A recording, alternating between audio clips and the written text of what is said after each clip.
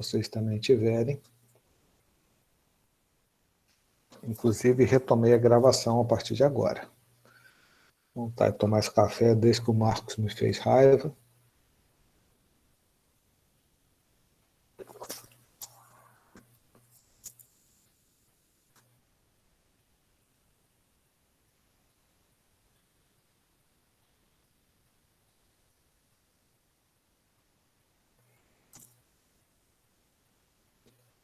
Marcos, você tem razão. Esse Google Meet é muito ruim mesmo.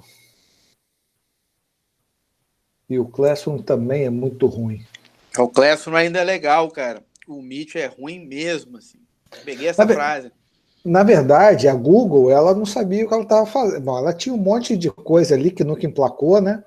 E ela aproveitou essa pandemia, rapaz, empurrou isso gratuito, goela abaixo nas universidades, e a galera sem preparo, né? O UFES mesmo, preparo nenhum para isso, aceitou.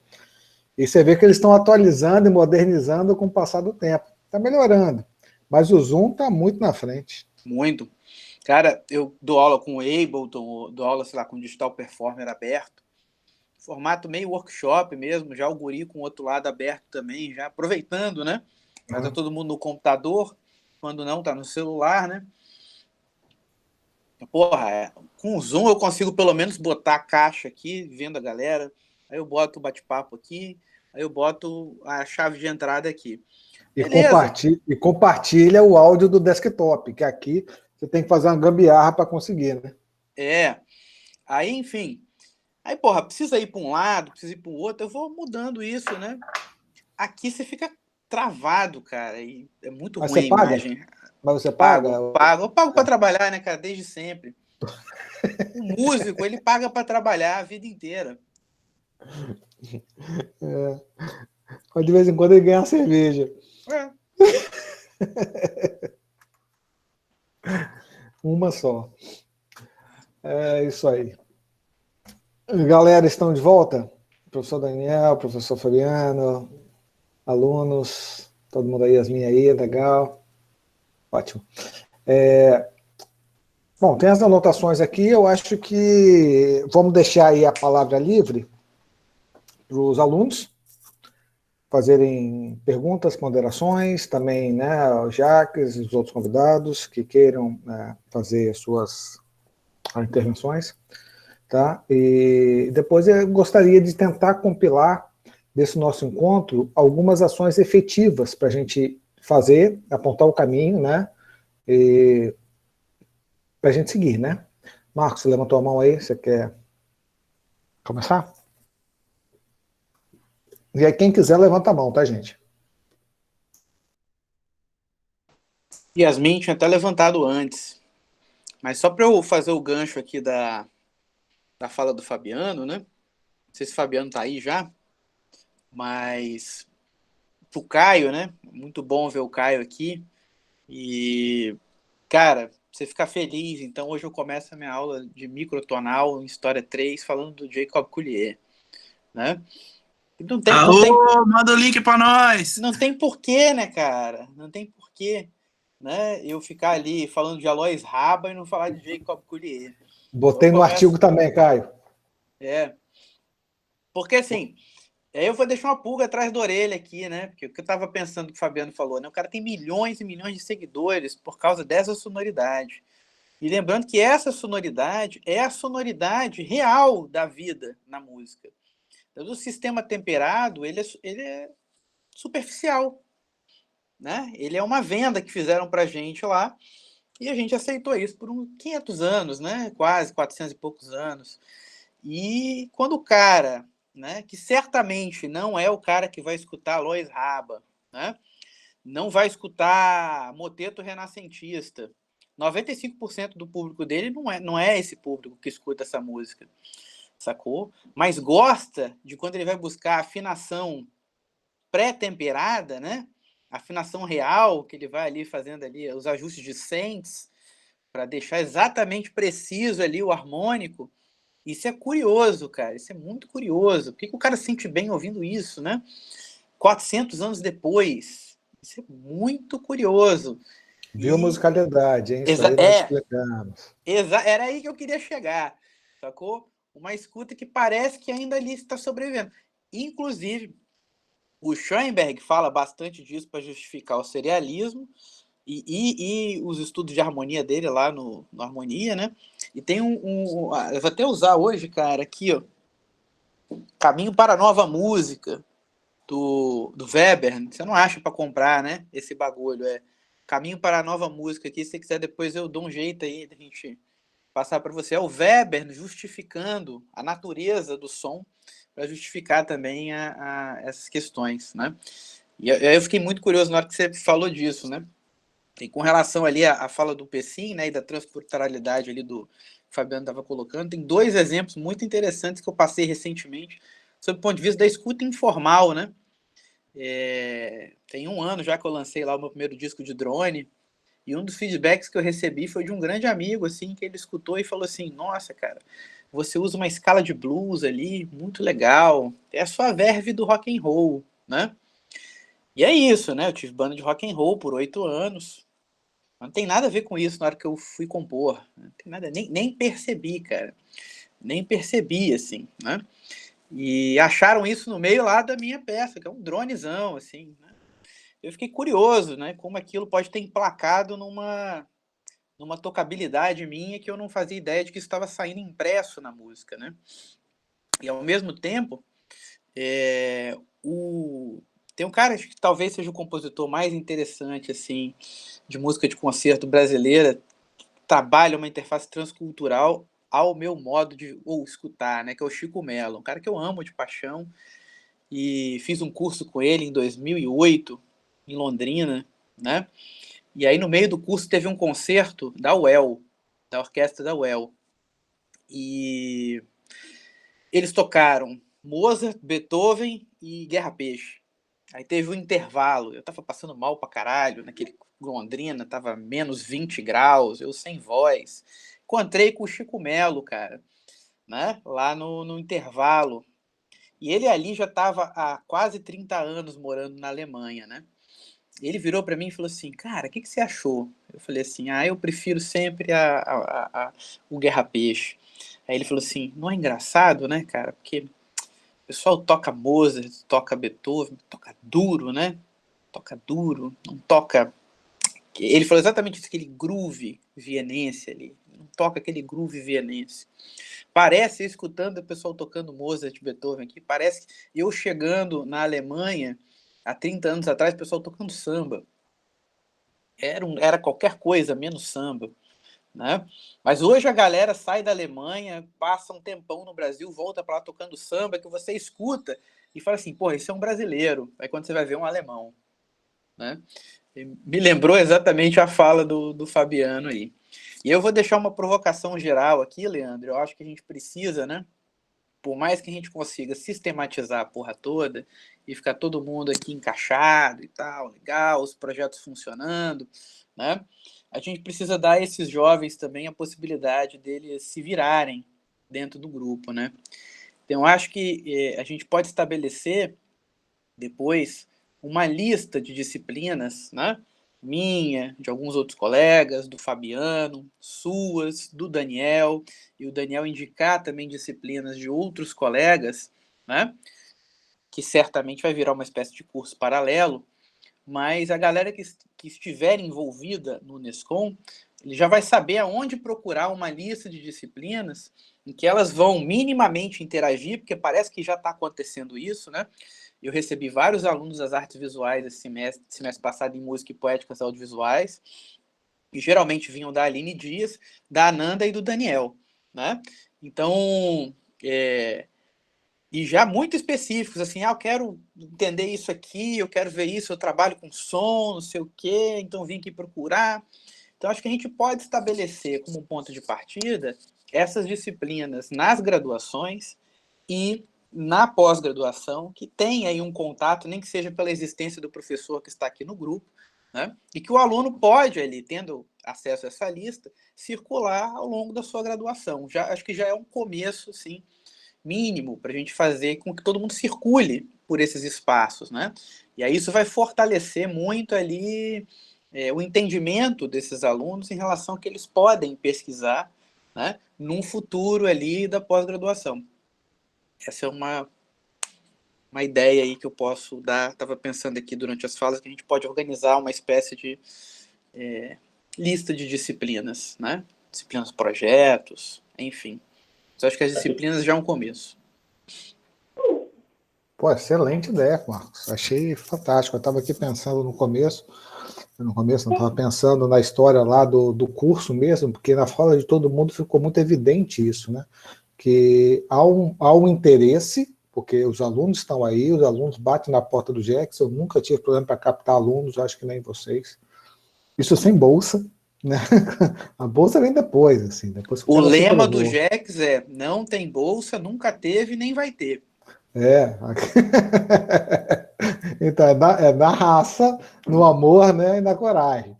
Então, a gente consegue captar que há o interesse, há o nosso trabalho ocorrendo, assim, minerando, né, cara, dentro dos departamentos. Você imagina a dificuldade que é eu levar isso dentro do departamento de computação, né?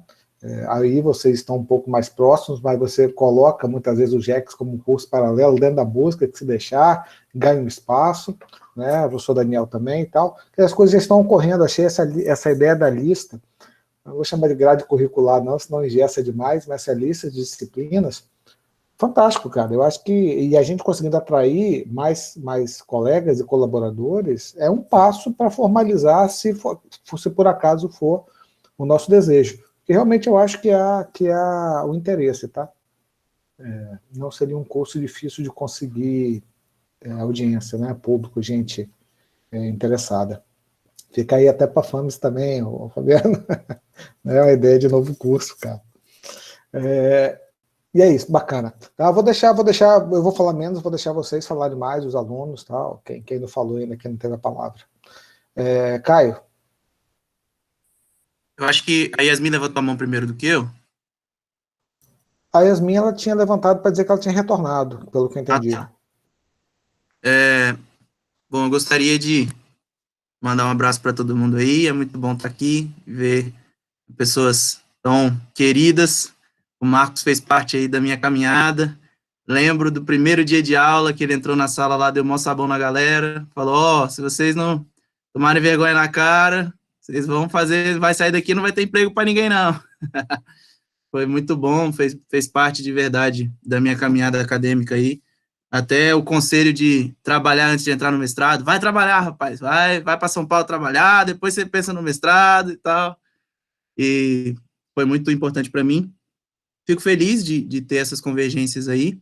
E eu estou passando para falar sobre um artigo que eu estou escrevendo com o Felipe para a Ampon, que usa muito essa questão do Jacob Collier e do Pat Metini, usando a interferência da mediação tecnológica na estética de dois trabalhos em específico, do Orchestrion, do Pat Metini, onde ele faz uma performance sozinho, né, com toda a orquestra programada e tudo, e o Jacob Collier, no primeiro trampo dele, que foi o In My Room, de 2016, né, o disco mesmo, mas que ele transitou isso para uma turnê mundial também sozinho, né, como ele performava todos os instrumentos, porque ele gravou tudo em casa, ele teve uma parceria com o MIT e criou alguns softwares, algumas coisas que possibilitaram a performance dele sozinho.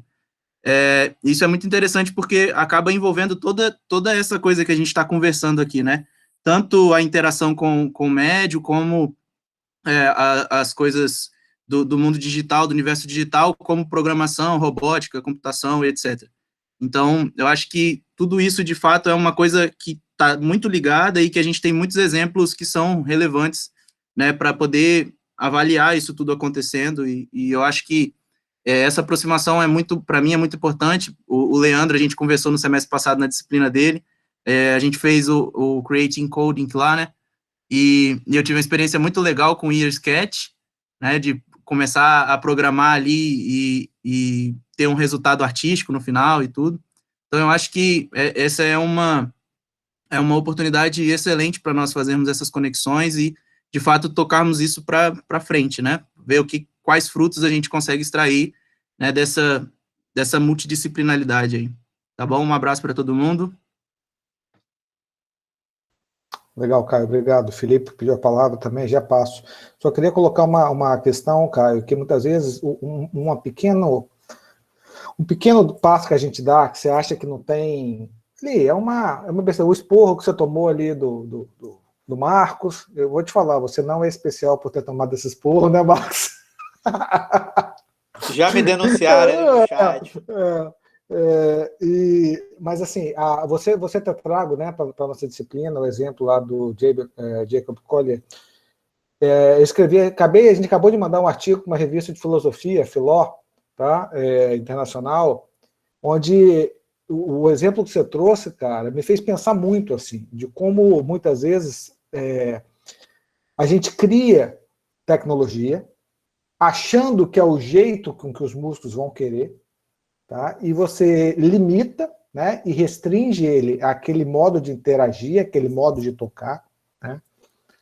E você pega, por outro lado, e vai criando facilidades, enfim, né? O Marcos mesmo reclamava pra caramba do live, né, que ficava sincronizando, e ele não queria ser sincronizado, pô, e tal. E vai criando facilidades, achando como estratégia de venda, muitas vezes. Aí você pega esse menino, né, fora a questão musical, estou falando a análise da interação com a tecnologia, usando ferramentas que não foram criadas para o fim que ele criou. O YouTube não foi feito para fazer música, cara. A qualidade sonora é ruim, né? E ele consegue criar um formato, né? Esse para mim, verdadeiramente, é a expressão máxima da música ubíqua, usando isso, e força, quer dizer, um negócio que funciona bem fora do palco, é forçar a criação de uma tecnologia para ir para o palco. Justamente o inverso de tudo que a gente faz, cara. Né? A gente tem o palco e aí a gente leva para o home studio. Né? Ele começou o contrário e forçou uma criação da tecnologia no sentido oposto. Então a gente trouxe esse exemplo, né? Eu peguei esse exemplo que você trouxe para a aula, falei, discutimos todo embasamento filosófico por trás. Né? E eu quero ler isso aí para escrever o artigo. Não, beleza, quando sair, certamente a gente vai publicar, vou botar no grupo, vou botar lá no Classroom junto com o resto das produções que a gente tem e que a gente nem sabe que é o nosso grupo que faz. Né? Eu não sabia dessas coletâneas todas do Marcos, né? Que estava bonitinho, organizado e tal. Né? Então, esse artigo que a gente está escrevendo, até convidar o pessoal a participar, tá? É um artigo, na verdade, que começou no SBCM 2019, que é um relatório de pesquisa, tá? É uma track específica de relatório de pesquisa. Eu fiz lá em 2019, meio que para marcar posição, tipo, no Espírito Santo tem aqui o grupo, tá? Mostrando, e aí eu queria fazer de novo em 2021, mas está sem muita animação, né? Mandei para o pessoal e tal, e eu acho que vale a pena a gente fazer. Hoje nem vai ser mais da SBCM, vai ser uma escola regional lá que eles criam, mas é uma maneira de a gente marcar a posição do grupo, dizendo, no Espírito Santo tem gente fazendo, olha aqui o que nós estamos fazendo. Se você quiser continuar seus estudos, olha aqui o que a galera consegue fazer, o que a gente está interessado. Né? Então, não deixa de ser Foi assim que eu cheguei na área, eu acho que é algo muito interessante, e a gente poderia fazer isso, porque se alguém quer conhecer sobre o Unescom, por exemplo, em 2019 tem lá um relatório, tá? Em 2021 vai ter outro. Então, ele já só na primeira leitura ali, ele já, muitas vezes, não tem o website atualizado, porque a gente não consegue, mas isso fica, né? Nos anais. Então, bacana. Felipe, palavra é sua, cara. Eu vim aqui denunciar o Marcos também, porque, cara, eu fui parar na FAMES por causa do Marcos, de certa forma, de alguma maneira, como ele costuma dizer. Ele, numa aula, assim, falou assim, comentou o caso de um baterista que falou assim, cara, você gosta de tocar bateria? Vai tocar bateria, e eu me identifiquei nessa fala dele com a questão do violão, né? Léo de Paula. Isso. E aí eu me identifiquei com essa história. Ele da licenciatura da FAMES. Exato. Você mandou ele para lá e eu acabei indo para o bacharelado e acabei indo para pesquisa, levando isso para minha área de pesquisa também, né? Tenho vindo desde o TCC pesquisando sobre o violão brasileiro, né? Mas eu achei muito interessante, gostei muito de estar participando desse evento aqui hoje, porque a gente está conversando sobre as convergências, né? Os momentos que a gente consegue linkar as nossas pesquisas e de áreas, às vezes, distintas ou próximas, né? O Caio comentou sobre o artigo que a gente está produzindo. Eu estou flertando aí com a Yasmin no artigo também, e que também tem a ver com a questão do GEX, né? Os processos de criação do GEX, eu estou aprendendo bastante com ela. E também, de certa forma, estudando a questão de como que essas mídias influenciam no processo de criação do artista e na nossa própria formação como artista, né? Então, para mim, tem sido muito interessante, porque eu estou estudando um artista que está lá no início do século XX, né? Mas eu tô vendo como que essas mídias influenciam de formas diferentes, em áreas distintas, né? Uns 2, 3 meses atrás, publiquei enviei para um simpósio também um artigo junto com o Fabrício, que está aqui, sobre um processo chamado modelagem, ou automodelagem, né, que a gente utiliza as mediações tecnológicas de autogravação, por exemplo, você se gravando e depois você se ouvindo e observando como que esse processo pode te dar uma forma de compreender o que você executou de forma distinta, né? E o impacto que isso tem no seu próprio processo de aprendizagem, né? Acho que até, se eu não me engano, eu usei até uma referência que o Leandro tem um contato aí, que é o processo da automodelagem, que existe aquela ideia, existe uma ideia de que quando você se grava, você tem uma outra percepção, né? Você tem uma outra percepção de que quando você está tocando, você não consegue perceber algumas coisas que você não tinha percebido, né? E isso certamente tem impacto para a área da pedagogia, né? Então, existe um impacto na área dos processos criativos, existe um impacto no processo em relação à questão econômica, né?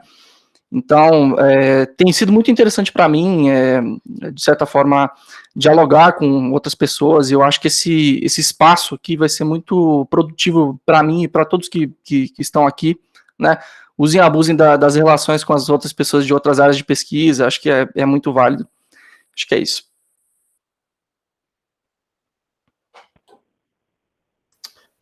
Ótima colocação, Felipe. Pessoal, mais alguém quer a palavra?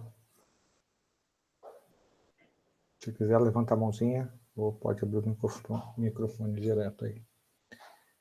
Antes da gente chegar num grupo de ações efetivas. Assim. Olha, eu tenho uma outra proposta aqui, que é uma oficina de live coding. Quem souber aí, quiser organizar, vai ser ótimo. Eu queria aprender há uns 4 anos, eu já estou tentando, inclusive depois eu vou buscar aqui no HD e mando. Mas o Juliano Obit, né, que é professor da UF, cara, é um monstrinho, assim, muito bacana, um grande artista, né, das artes sonoras.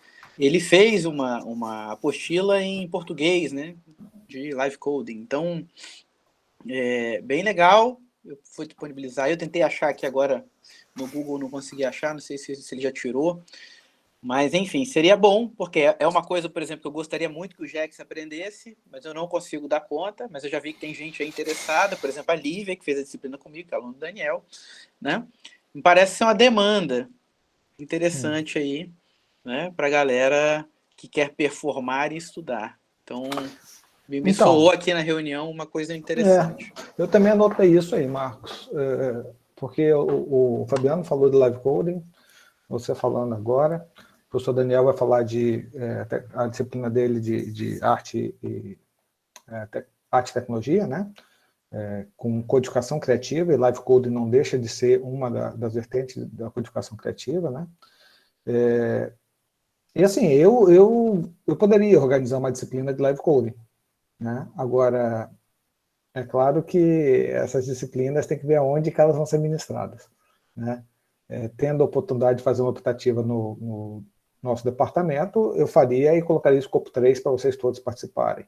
Tendo a oportunidade de fazer na pós-graduação, que é mais tranquilo, também é possível, né, dentro da disciplina enfim, dessas de tópicos especiais aí. Porque a gente trabalha isso dentro da disciplina de tecnologias digitais aplicadas às artes, mas a gente trabalha de uma maneira introdutória, porque o pessoal está aprendendo a programar, né? Então, a gente tem que ensinar a programar para depois ensinar uma questão sonora, depois a questão visual, para, enfim, chegar ali na prototipagem, né, com os Arduinos e tal.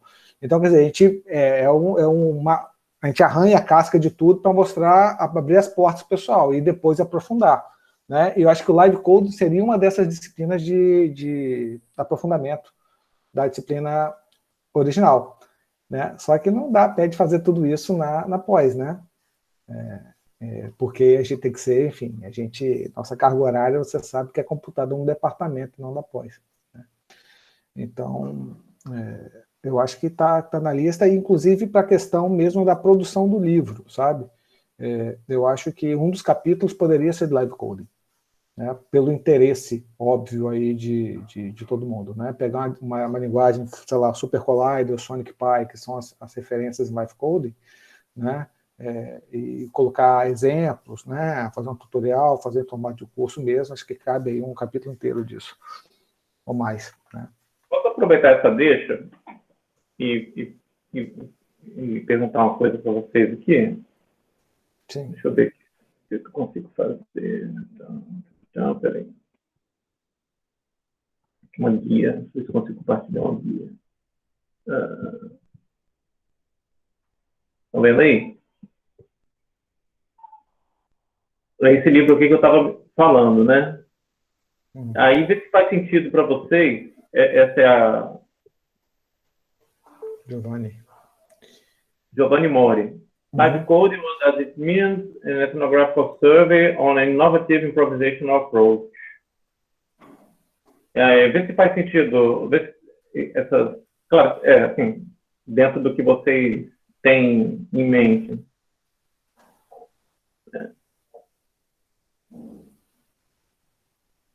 Aqui. Particular Community of Live Code is called Top Left. Enfim, um tipo de atividade dentro dessa linha de live coding relacionada à improvisação. Vocês conhecem? Eu não conheço esse livro especificamente, não, mas né? De horizonte para improvisação. Live coding é 100%, é quase que 100% improvisação. Em 2014, que a gente fez o Bimus aqui, não foi? 15, sei lá. 14, 15. Tanto ano já. A gente trouxe lá o Andy Brown lá, cara. Foi. Não é? Andy Brown, o nome dele? Ele fez ao vivo lá a performance. Foi irado. Né? O Andrew Brown, ele é um dos criadores ali das primeiras APIs de síntese do Java. Ele trabalhou diretamente na época ainda da Sun e tal. Ele está no grupo ainda da Música Bico. Agora, a gente também está trabalhando, que é um dos pontos que eu coloquei, a nossa linguagem, que ela é para ser feita ao vivo.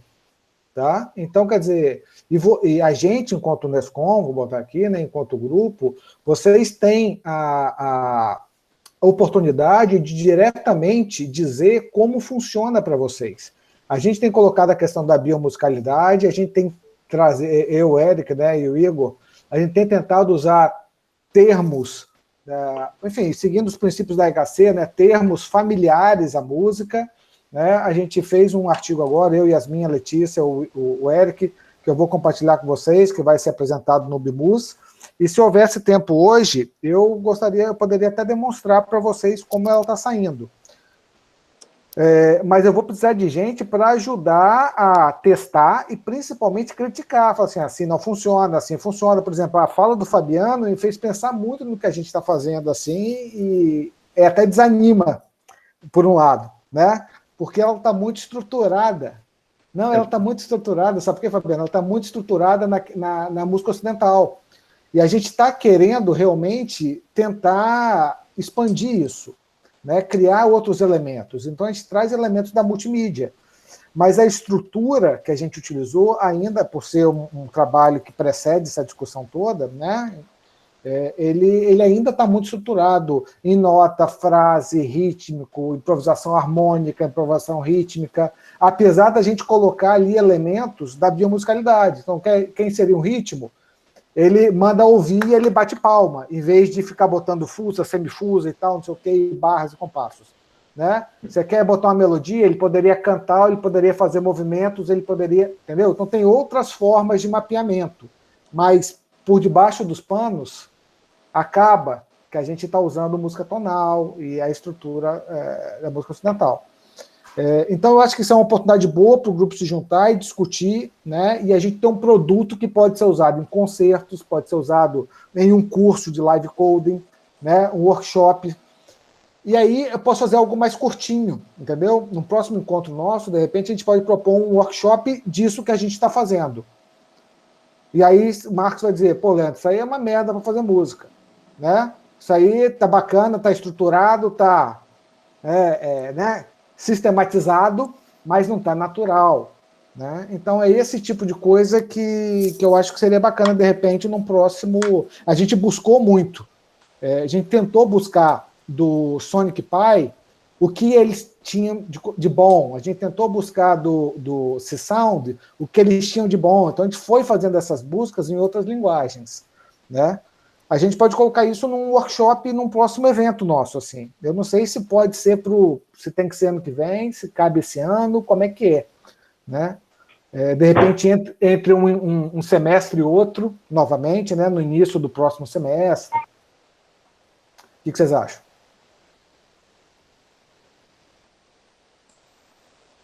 Olha, eu acho que tenho procurado encaixar, né, essas atividades e tudo naquilo que a gente já está fazendo, né?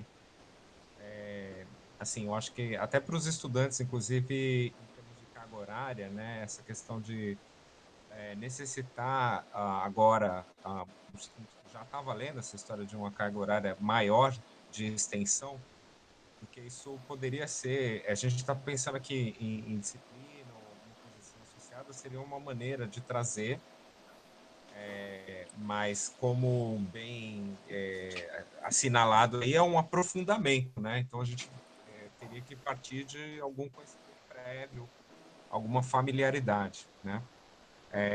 Se fosse uma disciplina, talvez como atividade de extensão, não sei aí se tem mais a abertura vai ser maior ainda ou menor, não sei, né? Porque disciplina a gente sempre pode até colocar como requisito, né, que tenha feito a disciplina básica, né, para ter uma introdução. Mas a questão de entre períodos é que a gente está num momento difícil, né? Esse ano de 3 semestres. E o ano que vem também são 3 semestres, né? Porque a gente vai terminar o 2021/2 em março e depois vai cumprir 22/1 e 22/2. Então, são 3 semestres em 21, 3 semestres em 22. Então, acho que eu fico assim, tentando imaginar uma situação que a gente consiga encaixar naquilo que a gente já está fazendo em termos de ensino, pesquisa e extensão. Não, a colocação do Daniel é muito interessante, né? E eu acho que é importante também duas coisas, né? Eu acho que a gente pode propor, né, uma espécie de oficina mesmo por projeto de extensão, introdução ao live coding, porque aí a gente capacita o grupo aqui também, né? E capacitando o grupo, obviamente alguém vai ter uma expertise maior, vai se aprofundar de alguma maneira, e aí depois a gente pode abrir isso, né, para uma comunidade maior. Mas acho que o importante é capacitar o grupo do zero, né? Porque tem também pessoas que não conhecem, gostariam de alguma maneira, né? Então seria uma maneira ali de a gente começar a fazer essas capacitações internas, né? E ao mesmo tempo, né, quer dizer, essa coisa do projeto de extensão, inclusive, me preocupa um pouco. Eu até conversei com os meninos do GEX sobre isso, né? Nos nossos 2 cursos lá, os projetos de extensão eles são muito instáveis, né? Então eles funcionam num semestre, não funcionam no outro. Aí daqui a pouco tem 1000 pessoas lá, e daqui a pouco não tem mais ninguém, depois acabou. E eu estou propondo no GEX, uma coisa que eu nem falei, mas a partir do próximo semestre, né, da gente conseguir oferecer disciplinas voltadas para a comunidade acadêmica da música e quem quiser, de alguma maneira, né, de outros cursos, né, externo, mas o GEX oferecer isso como uma barreira, inclusive, para não dificultar a continuidade do projeto, né? Não sei se todo mundo está sabendo, mas 10% da carga horária dos cursos terão que ser de projetos de extensão, né? E se vamos falar do curso de música, O GEX é o único projeto de extensão que funciona todo semestre, há 10 anos. Então, era uma briga minha, né? Quem tem que participar do projeto é quem realmente gosta da coisa, quem está afim de estudar aquilo profundamente. E nesse caso, a gente vai receber uma demanda ainda muito maior, porque o aluno vai fazer porque ele precisa cumprir a carga horária, né? Então, a gente está começando a criar essa mecânica dentro do GEX e pensar de que, para a gente não ter o grupo invadido por aquele tipo de público, que é aquele que quer ali só catar a hora e voltar, e vai acontecer, né? Até porque tem pouquíssimos projetos de extensão, como eu disse lá no curso, a gente vai criar essa mecânica dos próprios alunos fazerem ali oficinas, né, para as pessoas interessadas e conseguirem cumprir essa carga horária. Então, assim, estou falando isso porque vai acontecer um problema com todos os cursos, né? E é uma maneira de blindar também esse estudo mais específico, né? Eu sempre falo com eles, um grupo de música experimental com 15 pessoas tem um problema, né? Problema grave, gravíssimo, né? Ou o pessoal realmente está curtindo música experimental, né? Que é brincadeira, mas de fato, assim, é um pouco assustador também. E eu acho que a gente pode começar no mesmo modelo, oficinas de capacitação aqui dentro, né? Usando os próprios jovens que precisam pontuar aí para atividades complementares, essas coisas todas, né? Então, de repente, se a gente usar, por exemplo, o Live Coding, a gente faz aqui um projeto de extensão de capacitação. A gente já vai conseguir multiplicar isso também dentro do grupo, e depois aprofundar quem quiser aprofundar, né? Assim como outras questões também, né? Enfim, outra coisa que eu queria tocar no ponto é da gestualidade, né? Eu tenho visto aí muito na área de música experimental, sobretudo quem trabalha com síntese, né? E síntese modular, as pessoas estão abandonando um pouco o PD, o Max e outras coisas mais, justamente pela falta do contato. Se for o meu caso, eu achei que eu era um dos poucos, mas a comunidade que está voltando ao NOB, ela é muito grande, né? É o cara que tem um controle fino ali da mecânica. Isso tem sido interessante, né? Eu fiz esse caminho inverso do PD para o NOB, que eu senti a falta de rodar um botão, né? E achar o lugar do som ali. E, de fato, é uma coisa a se pensar também. Enfim. Isso que você colocou é um dos parâmetros da biomusicalidade, Marcos. A materialidade é fisicalidade. É você shapear, né? Você transformar o som com as mãos, né? E isso é um problema assim, clássico da indústria de software de produção sonora, tá? Mas bacana você ter colocado esse ponto. Olha só, eu olhei aqui algumas opções. A questão do 10% da carga horária é um problema grave, como o Marcos já colocou. O que nós estamos fazendo no nosso departamento é toda... E assim, não é 10% extra, 10% integrado ao ensino-pesquisa. Tá? Então, quando é uma disciplina, quando é um curso, um projeto de extensão, a gente já cria uma disciplina associada. E os alunos fazem a disciplina, conta a carga horária da disciplina e do curso de extensão. Entende? Então, a gente está criando mecanismos para cumprir isso, as disciplinas optativas. Eu lembrei que também que existe a possibilidade de a gente criar, se for para a comunidade externa, cursos de extensão, que pode ser tanto nível de pós-graduação, né, como nível de aberto, enfim, né? Também é possível. Tá? Não sei se isso encaixa na nossa carga horária, né, na nossa rotina. Normalmente isso é feito até para levantar um dinheiro, né, para alguma razão, são cursos pagos. Mas eu acho que não é o nosso objetivo aqui, dado nossa demanda interna, né? Então, talvez o melhor seria a gente encaixar esse curso dentro de um projeto já em andamento, um projeto de extensão, tá? Então, como falei, como a gente está desenvolvendo isso, né, essa linguagem, eu posso tentar criar um workshop ligado a essa linguagem, até para validar, e a gente tenta estender isso para participar outras introduções, né, de live coding. Se bem que eu acho que se a gente conseguisse oferecer uma lato sensu, né, uma especialização lato sensu mais ampla, também seria fantástico, tá? Que abarcasse ali as várias disciplinas práticas do uso, seria fantástico. Agora, não sei se há público para isso, né? Então, a gente tentou fazer uma lato sensu lá, né? Na música, até o Ernesto. O troço rodou 1 ano e meio dentro da UFS para ser aprovado. E foi? Foi aprovado, a gente desistiu, porque não teve público mais. E era educação musical, hein? Só que era... E era, tipo assim, R$360 a mensalidade e tal. Também ninguém estava com saco mais, demorou 1 ano e meio o processo. Né? Isso Ok. é uma coisa que preocupa, né? Assim, eu acho que pois é, assim, né? Colocar no nosso calendário, assim, e eu acho que é uma atividade que vai ser necessária para os estudantes, né? Em termos de carga horária, de extensão, mas eu acho que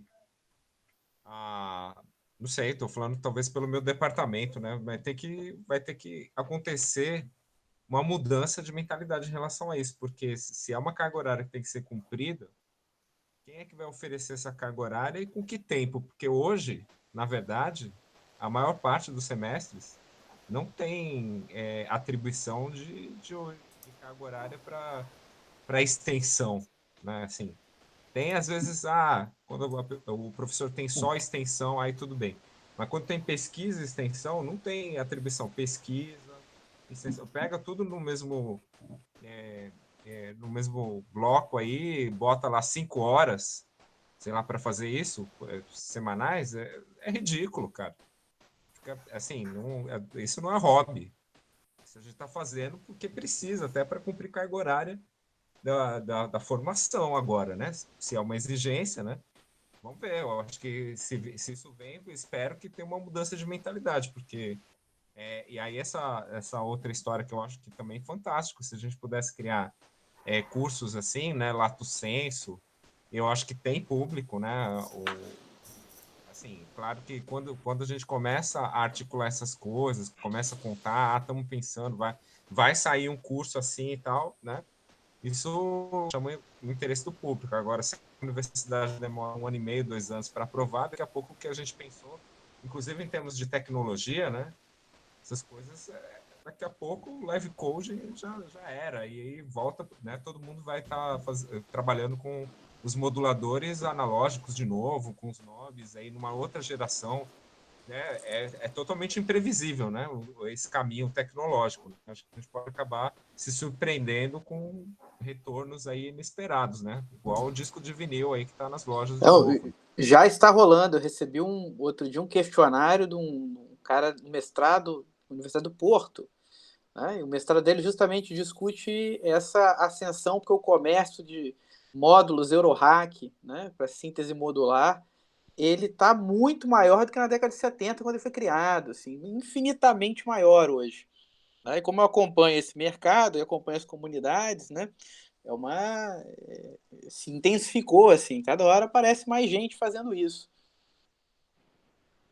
O Vitor Lazzarini, né, que é um dos caras aí, o pai do C-Sound, que está lá, eu tive lá em 2019, foi o grande xodó dele, né, tirou uma tarde para me mostrar aquilo, e não é muito a minha vibe, né, mas eu fiquei lá, pô, bacana, tal, não sei o quê, né, e ele mostrando, ele já estava com a parede lá, e ele construindo cada módulozinho, integrando e tal, muito bacana. Gente, eu acho que a gente só para você ver a gravidade, assim, eu estou há uns 4 anos já com meus 3, 4 anos com o meu sistema. Outro dia o Rodolfo Caesa apareceu lá na lista da sonologia falando assim, gente, eu estou montando aqui um sistema de módulos, não sei o que. Eu falei assim, caralho, Rodolfo Caesa, né, o compositor das antigas da música eletroacústica, ali, professor da UFRJ.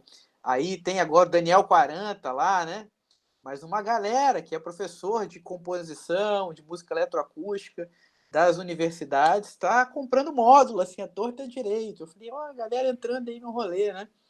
Então virou uma questão também. Olha só, eu queria botar, eu falei que o Márcio ia tentar terminar 4h30, né? Mas era o tentar para acabar 5, às 5 é meu hard deadline mesmo, que eu tenho que buscar o menino no colégio, e a briga é feia. Eu queria mostrar para vocês aqui, eu mandei 2 links para vocês, um é do UBMúsica, que vai acontecer em Porto, esse ano, tá? Evento online, eu acho que para os estudantes, para assistir gratuito, e vai ter workshops, acho que vale a pena vocês participarem, e o outro é o do SBCM, que vai acontecer esse ano também.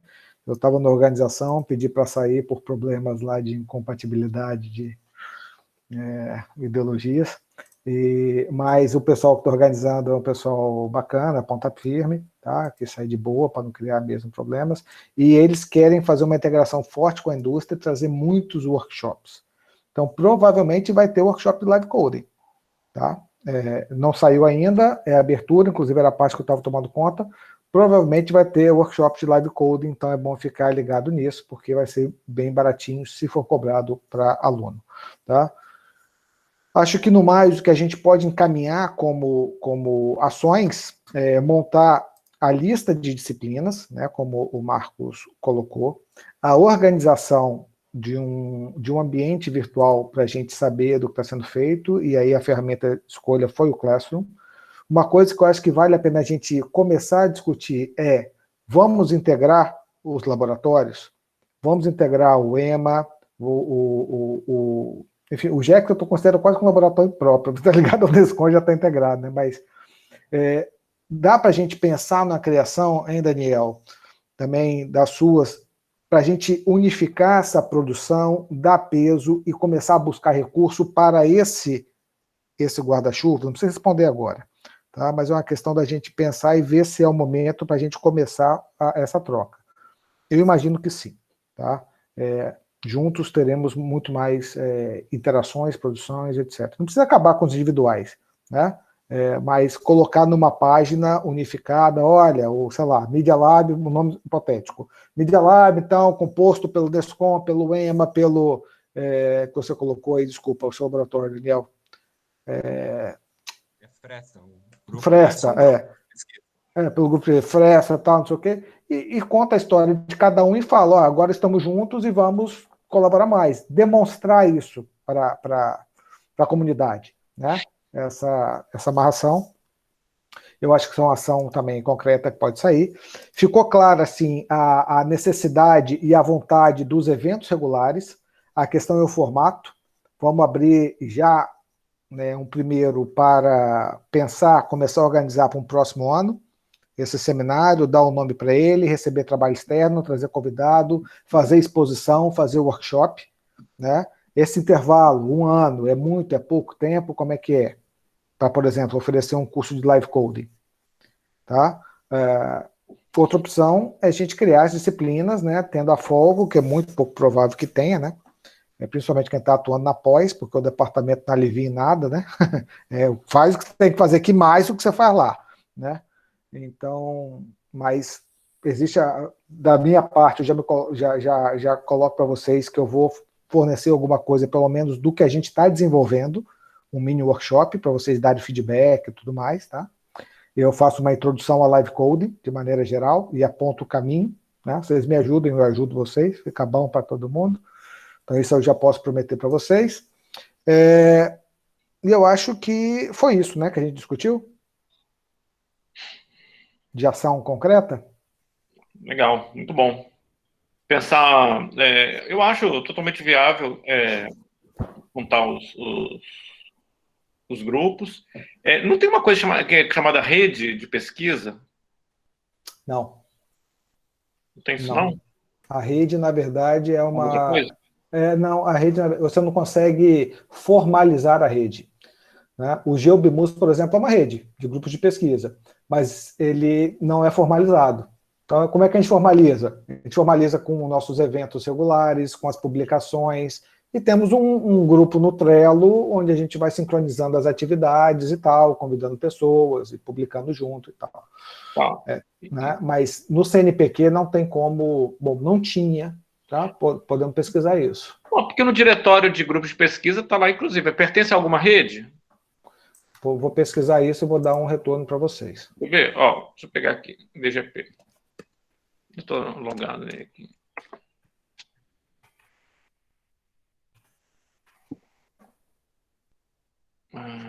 Peraí, então...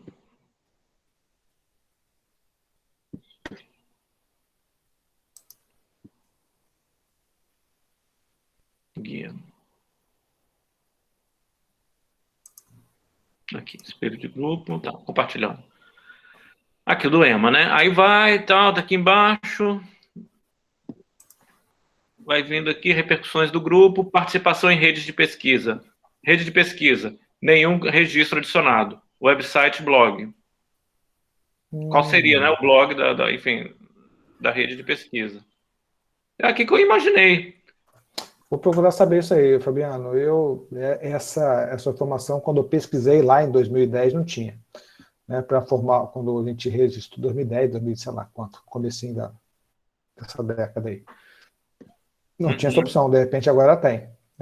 Tem, agora não, de repente não, tem, né? Agora é de saber como é que a gente faz para formalizar a rede de pesquisa. Uhum.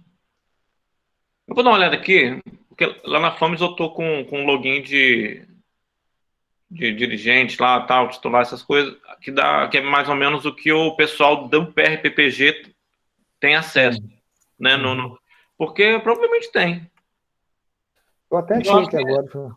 é isso que a gente queria. Então, ou seja, isso fica num site, o site é praticamente um programa, né? Lá no laboratório que eu participo lá lá no CNRS, tem esse IREMUS, né? Que é eles chamam unidade mista de pesquisa. E tem vários programas. Então, isso que a gente está propondo é meio que um programa. Não é um programa de mestrado ou um programa de pós-graduação, mas é um programa, percebe, de pesquisa. A minha visão da rede, ela é mais interinstitucional. Como estamos todos na mesma instituição, eu acho que talvez desse mais peso a gente criar um grupo mesmo, tá? E colocando esses outros, não acabando. E aí a rede, sim, né? Vamos ligar com aos outros grupos de pesquisa em outras instituições que não dá para criar uma coisa só, aí de repente com a rede seja possível. Mas acho que está aberto ao debate, tá? Não estou cravando nada não aqui. Tá. É uma questão de ver mesmo. Deixa eu tirar isso aqui, peraí. E outra coisa, um comentário só em relação ao que olha, o que o Marcos falou é importante. A extensão, ela tem que ocupar pelo menos 10% da carga horária do curso todo. Então, eu vejo assim, a gente já tinha conversado isso outras vezes, né, Marcos? O pessoal a graduação, ela precisa botar o pé no chão. Fica com a graduação inchada, gigante. Né? Porque você tem que ter carga horária para pesquisa e para extensão, pô. Ficar a vida inteira lá dando aula na graduação, negócio inchado, gigante, cheio de detalhes, como se a formação na graduação fosse completa. Não é possível, né? Hoje é muito mais...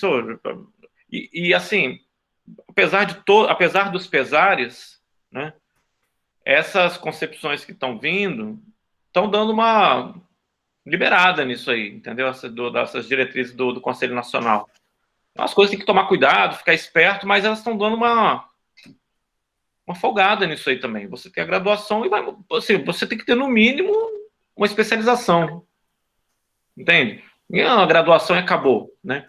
Então você vai complementando, você não acha que você vai ter uma graduação plena, sabe, total, né? Já se pressupõe isso aí. Eu acho que é mais ou menos assim que a gente precisa. Acho que é uma universidade mais dinâmica, mais ativa, mais saudável para a gente mesmo, porque você troca de ambiente, né? Na pós, na extensão, como esse tipo de projeto, e normalmente o projeto de extensão está intimamente ligado com a pesquisa, com uma aplicação direta na graduação, que é o caso aqui, para tornar a graduação cada vez mais forte, interagindo com a comunidade. Então, eu acho que faz sentido. Assim, na hora de reformar o PPC da música e tal, já ter isso em mente, né? Tirar um pouco o pé dali da graduação, ficar ocupando sua carga horária inteira lá. É um debate para se ter nos departamentos, né? Porque, assim, são o quê? Pô, 10% é hora pra caramba, sabe? O problema é que o professor ele não é obrigado a ser extensionista. Então a galera vai falar assim, tipo, como ele não é obrigado a subir cargo de chefia. Vai falar assim, foda-se, eu não sou extensionista, eu sou pesquisador. Foda-se, eu sou pesquisador, eu não sou administrador. Aí vai sobrar, né? Vai sobrar nas costas de quem tem já. Essa é a questão. Quando essa coisa... A ideia é muito boa, mas ela precisa vir regulamentada. Ou é para todo mundo, ou não é para ninguém. Né? A pesquisa ela é regulamentada na UFRGS, mas a extensão não. Né? A pesquisa tem lá um lance de produtividade, você pode ter compensação didática para atividade de pesquisa, mas a extensão não. Então você tem que criar mecanismos internos dentro da UFRGS para fazer o negócio acontecer. Mas na UFES é o seguinte, se o camarada também não quiser trabalhar e falar não tem um perfil para trabalhar, ele também não trabalha, né, Marco? Então, vai de cada um aí. Eu lembrei de um assunto aí, do começo dos cursos de computação. Os cursos de computação, eles nasceram de diversos departamentos espalhados. O curso de ciência da computação e engenharia da computação. É um curso, eu fui uma das primeiras turmas de ciência da computação, isso em 94. E meus professores não eram pessoas formadas em ciência da computação, porque não existia o curso. Então, quem eram os professores? Era um engenheiro civil, era um físico, era um matemático, entendeu? Aí tinha um ou outro mais interessado em um determinado curso que ele fazia. Tive até, cientista social, filósofo, tive tudo isso na minha graduação, né? Na junção, começando a pensar o curso, nas habilidades que precisavam ter, porque não tinha, enfim, o profissional formado, não existia o curso. Eu vejo a gente mais ou menos no momento assim, sabe? Onde você pega pessoas de diversos departamentos, cada um com as suas habilidades, mas com tendências e gostos àquele assunto, fomentando e criando conteúdo, né, para formar um profissional que está mais alinhado às práticas contemporâneas, né? Legal, muito bom. Outra coisa, só para... Eu sei que o tempo acabou, né? Mas, assim, essa questão da pós, do lato sensu, dá para pensar, ela é AD? Ou pelo menos uma boa parte dela é AD? Eu acho que no momento é o único caminho a se pensar. Inclusive, dá para trazer essa ideia da pós-EAD, ela já surgiu na questão da rede, era a pós-graduação em rede.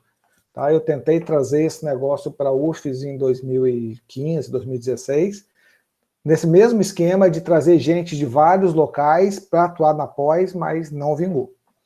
Né? Não vingou, disseram que era muito difícil a aprovação disso e pronto, não foi para frente. Mas eu acho que internamente, entre a gente, eu acho perfeitamente possível, inclusive com professores convidados hoje. Tá, assim, o núcleo EAD da UFES é muito legal, né? É a Dora que está lá agora. E, enfim, futuramente a coisa, vamos ver como é que vão ser o futuro, uma sequência que não se sabe. Mas alguma coisa com a FAMES também, né? Eu acho bacana, acho que tem que ser feito... É uma outra história. Acho que o que tem que ser muito, muito importante frisar é não competir com o PPGA, por exemplo. Né? Dar esse caráter bem prático, mão na massa. Especialização mesmo. Especialização. É outra história. Mais curta. Eu gosto dessa coisa curta, sabe? Vai complementando. Essa é a lógica do século XXI. Você vai complementando, você vai... É rios. É a lógica do rios. É verdade. Não é? Legal. Pessoal... Depois essa coisa de juntar os grupos, seria fazer um novo grupo, é isso? Eu acho que a gente pode continuar essa discussão lá no nosso WhatsApp, né? Inclusive pensando no nome, se for o caso, ou criação da rede. Eu acho que vale a pena, já que você apontou essa possibilidade, a gente estudar mais sobre isso. Tá? De todo modo, Leandro, de repente achar alguém aí para ajudar a gente a atualizar o site do Unescom, já seria um primeiro protótipo ali para ter o link de todos os grupos ali no site do Unescom. Exatamente, né? exatamente. Tá, que tá desatualizado, vou deixar aqui no chat para quem não conhece, tá aqui, ó. Tá bem desatualizado. Mas acho que ali já seria um começo, pelo menos informal, né? Isso. De organização. Eu nem coloquei essa questão de atualizar ele, justamente porque se surgir um outro grupo, provavelmente vem outro domínio e tal, né? Mas eu acho que é uma... A questão de você entrar no único local, sabe, Fabiano? Porque ninguém pesquisa grupo no diretório do CNPq. Pesquisa-se pouco ali. Mas se você tiver um site, tá? Media Lab, UFES, tal, o cara entra, vê os vários laboratórios e tal, as várias linhas de pesquisa, os vários livros, enfim, as coletâneas do Marcos, as produções audiovisuais, entenda que não é só música, porque uma das coisas, quando eu falo para trazer, por exemplo, o Jackson, eu falei, pô, Jackson, lá, ele falou, mas não tem nada de música. Falei, não, calma, não é só música, não. Né? Então, ver o Daniel falar de arte visual, novas mídias e tal, Eu acho que seria muito bacana. Espaço de exposição online, sabe? Um portfólio para todo mundo. E assim por diante. Mas é só uma ideia. Eu acho que a gente pode amadurecer isso aí ao longo do. Ao longo Tem a das questão de próximas núcleo também, viu? Núcleo é uma coisa que tem estatuto, tem. Eu já me adiantei com isso aí. Eu não sei se o Nescom é assim, mas eu tive uma conversa com o pessoal da linguística já há uns 4 anos, e eu peguei a documentação toda, interessante, viu? Porque você pode, né, uma coisa interessante de se pensar. Faz sentido desse jeito. Quando são vários grupos que se juntam e tal, aí uma coisa dá para registrar na UFES mesmo, como núcleo. A gente, quando criou o Nescom, não teve a questão do núcleo, foi mais a questão da institucionalidade, né? Era mais de uma instituição. Então, o nome vem mais por aí. Não teve essa preocupação realmente de estatuto, nada disso. Mas já tem grupos na UFES que funcionam dessa forma. Tem um da linguística, e tal. É interessante. Eu acho que aí tem, enfim, tem estatutos, tem tudo, né? Quem que vai responder, vai trocando, já tem toda essa previsão. Tá. Não sei, você consegue ajudar a gente nisso? Olhar a questão da rede, a questão do núcleo que você está olhando, e a gente vai discutindo Sim, eu vou dar uma olhada aqui essa questão de rede, mas acho que a gente tem que pensar em uma coisa com estatuto seria interessante. E falta, né, Daniel? Falta a questão do Media Lab, estou dando o nome Media Lab aqui, mas, enfim, de agregar as outras mídias. Né? Deixa eu ver o que o Daniel falou aqui. Sim, acho que a infraestrutura, né, ela seria benéfica para qualquer área, né, assim, que queira trabalhar com tecnologia, né, assim, claro que algumas interfaces vão ser mais utilizadas para produção de arte sonora, música, mas tem interfaces que vão servir para tudo, né, em termos de interação. Por exemplo, se a gente pensar em trabalhos interativos, eu acho que aí a gente tem uma vertente que pode unir esses campos, né, do visual e sonoro. Legal. Gente, então acho que vou precisar encerrar mesmo, que o guri está lá esperando. Tá? Beleza. Vai ficar gravado aqui e a gente volta a conversar ao longo no curso, e quem preencheu lá, eu vou mandar e-mail com a declaração, um certificadozinho, e cadastrar vocês no Classroom, tá? Quando a gente definir o nome para isso. Valeu, gente. Muito obrigado aí, tá? Abração para todo mundo. Valeu. Tchau. Valeu. Tchau, pessoal. Todo mundo. Valeu. Valeu, Daniel. Falou, Fabiano.